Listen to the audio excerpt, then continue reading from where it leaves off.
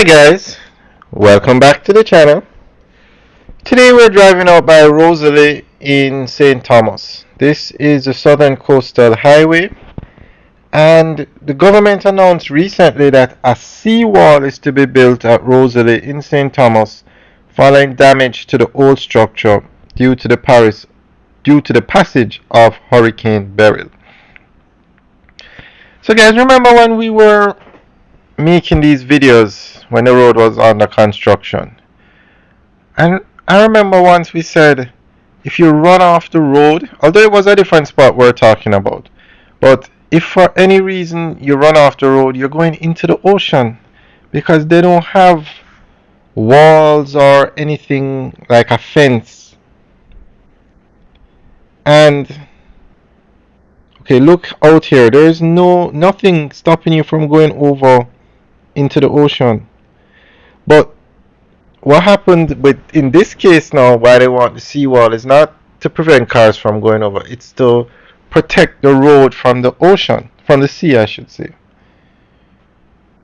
Now this road is built on the coast, so I'm not sure why they didn't come up or include building a revetment wall or a seawall in the project. But the hurricane came and it damaged sections of the road. Now this damage is separate from the other damage that occurred because poor quality material was used. So this road has numerous issues. One, no seawall, so the water comes in, washes away the road. The other one, they used poor material quality, so the road got cracked, and then the rains came and made it worse. And the good thing is that they're fixing it.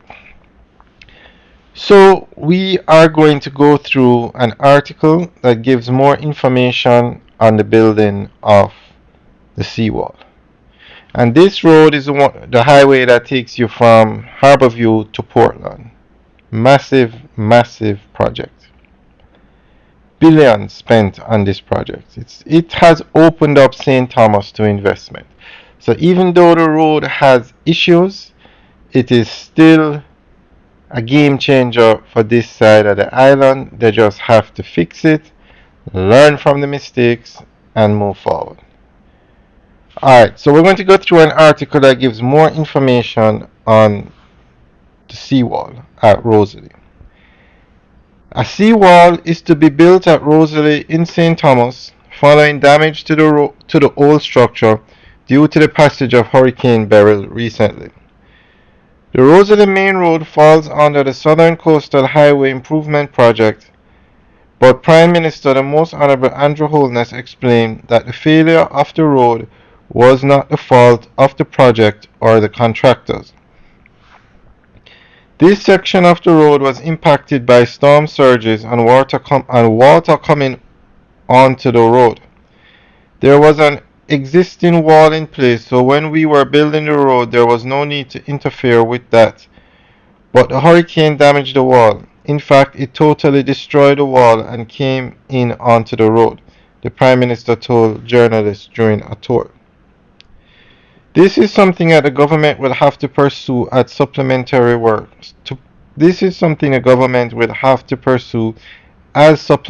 work. Meaning we will have to have an additional budget because of the hurricane to put in a seawall, he added. Mr. Holness said the seawall is not the final or even the most effective defense, and there may have to be other revetment works and other forms of protection. He urged that a more fitting solution would be to realign the road away from the coast, but the government had made a strategic decision to support the existing residents, communities, and commerce.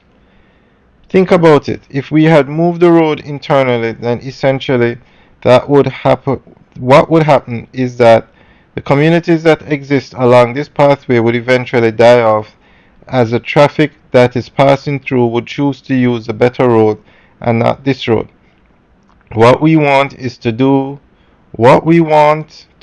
is to encourage the development of the area, and so we took a decision to keep the existing alignment and to repair it. But that adds great complications, Mr. Holness said. Technical manager at SJE Consultants, Dion Sampson Russell, explained that the damaged section of the Roselle Main Road will be reconstructed with a new rubble masonry wall to protect the roadway and all existing infrastructure. So at this point, the contractors have already started to clear the debris, remove the sections of collapsed wall, and have started excavating. This wall will be 5 meters deep, and then we will have at least 1.5 meters of this wall below ground so that we have a good foundation or protection, she said. Alright, guys, so let us know what you think. That's the end of the update article. So let us know what you think. One, about the alignment they took, and two, about how easily this road got damaged and what the government is doing to fix it. Alright, guys, enjoy the rest of the tour as we drive into Morant Bay. Alright, guys, have a good day.